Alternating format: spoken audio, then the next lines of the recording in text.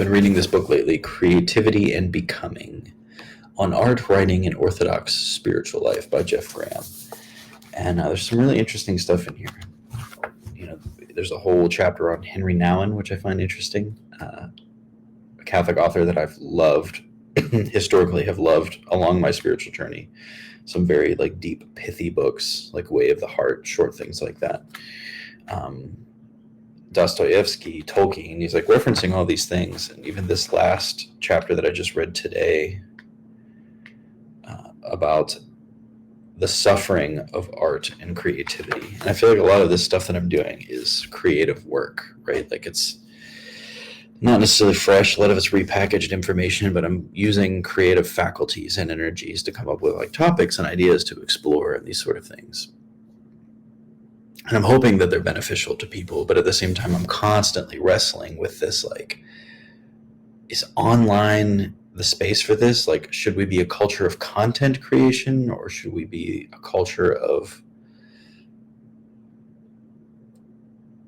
investing in one another and your local community? So it's this whole tension that I experience with all of that. And I've been thinking about just the existence of a myriad of YouTube channels and pages that are dedicated towards, the dialogue of Catholicism and Orthodoxy, Protestantism, all these different things, the different stripes of Orthodoxy, Oriental, Eastern, each jurisdiction, Eastern Catholicism, Roman Catholic expressions, Western Orthodox expressions, all things that I've sort of tackled and looked at, which is really interesting. And it's what has this really done in the world? And where is it heading? So I took a minute to reflect on the progression of digital religion, as I'm calling it, I guess, digital religion being this as it exists. And I was where did this really start and where is it going? And I'll hit on another point that made me reflect on this a little bit that had to do with my work, my day job. Actually, I'll start there. So for my day job, I work in marketing for an Orthodox organization. So I use AI tools constantly. I've used ChatGPT. I've used some non-coding things like make.com, which is similar to Zapier, and automations that I'm setting up and stuff like that. But recently, because I'm working for an Orthodox organization, I've been using ChatGPT for image generators, and I have to do things that are iconographic in nature. So I had to create a logo for something that involved an icon of St. Michael the Archangel and an image of a particular church. So I uploaded each of these things because I just couldn't get it to work by removing backgrounds and using Canva or Photoshop to try to make it happen the way that I wanted to. So I was let me just generate a new image from scratch using AI, and realized that okay, I just created a new icon with AI, which is completely antithetical to the theology of icons, right? Icons exist because of the incarnation. It's because the Logos became incarnate and took on human flesh that we create icons, because he can be depicted, and his presence in the saints can be depicted. And it's a very human action to write an icon. You're writing with light. You're creating these layers of moving from darkness to light. There's a real collaboration that's going on there. It's a very human and spiritual practice, iconography is. So just the idea of AI generated iconography just sucks the life out of it completely. It de-incarnationalizes it, if that's even a word. So this is where we've arrived. We're at a point where I'm okay, now I'm ethically wrestling with whether I should be even using this technology for this kind of work or at all. Because the more AI just keeps progressing, and I'm seeing these VO things and all these AI generated videos of sentient AI talking about the prompt theory, or I'm not real, or hey, they think we don't really exist, and the conversations that are going on there, which are weirdly similar to atheist discussions, or I don't know, there's something weirdly inverted spiritually about it. I think that's obvious. I don't really think there's much of an argument against what I'm saying there, but it's like, man, this has progressed so quickly. And where did it really start? And are we in this weird era now where like, are people maybe unwittingly going to engage in using AI for spiritual purposes? You're already hearing about like AI generated sermons. There's already been some like AI chat bots that are priests, like Catholic Answers did something like that, where it was like ask a priest, and it was an AI chat bot. Or even, you know, I think it was the app Truthly, which is my friend Matt's app. And I think it's like good as a database pool, but it also kind of takes away the incarnational aspect of like, okay, something like Truthly, where you have this really amazing app that you can pull any information you want. I had a friend who used it to build a retreat plan, and it was able to pull from the catechism and pull from certain fathers. But there's a difference between doing that and going to a spiritual father or going to the catechism itself and cracking open a book and like looking through these things.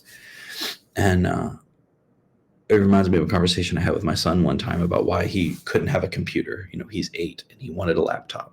And I was like, you don't need it. I said, anything you want to learn, we'll take you to the library and you can get a book and learn it. And he said, but I can learn it so much more quickly if you just let me access the internet and look it up. And I said, you know how you always talk about the random things that I know? It's because I went in a book looking for one thing, and because I had to read through the book, I found 100 other things. And it just enriched like the experience of my life as a human being by having to do it that way. Anyway, that's a tangent. We're at this end with AI and all of these things. Where did it really start?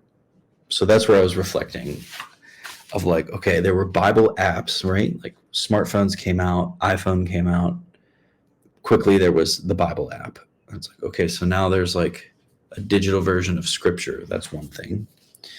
And then there were online forums of like people asking questions, or these debate circles between atheists and Christians, or Muslims and Christians, or different denominations. And I think that existed.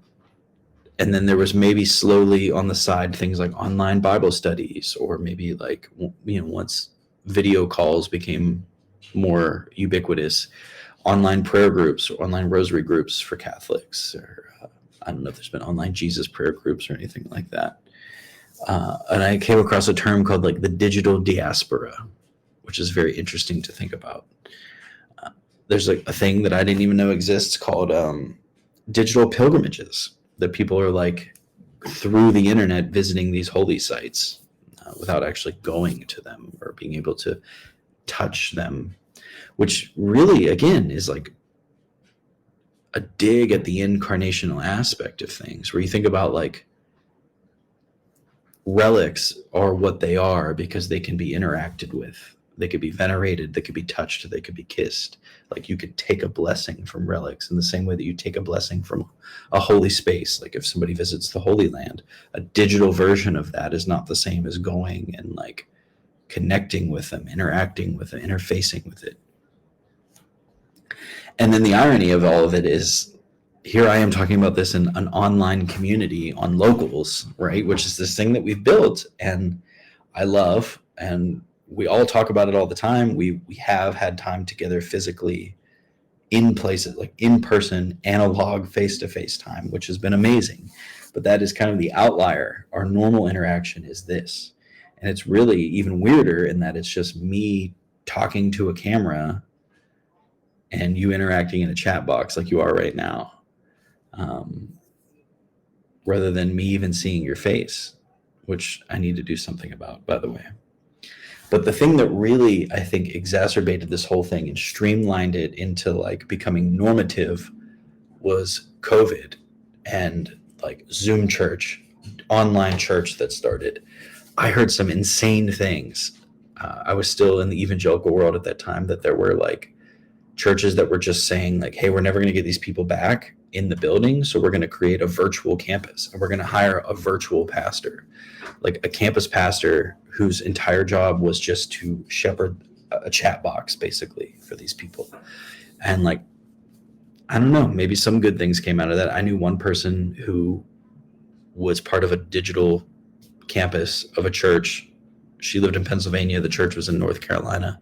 And eventually, because I had developed relationships with these people online, traveled to North Carolina for like a small group meeting. I think eventually got baptized in person. Obviously, you can't digitize the sacraments. I think that's probably one thing that is well protected. Though, don't get me wrong, some have tried.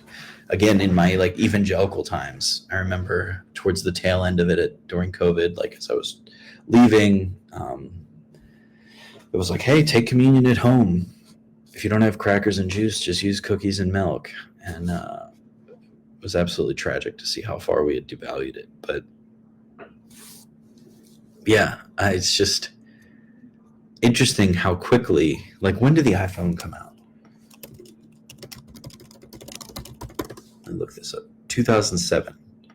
It is, in less than 20 years, we've moved from a Bible app to AI chatbot priests and digital campuses of churches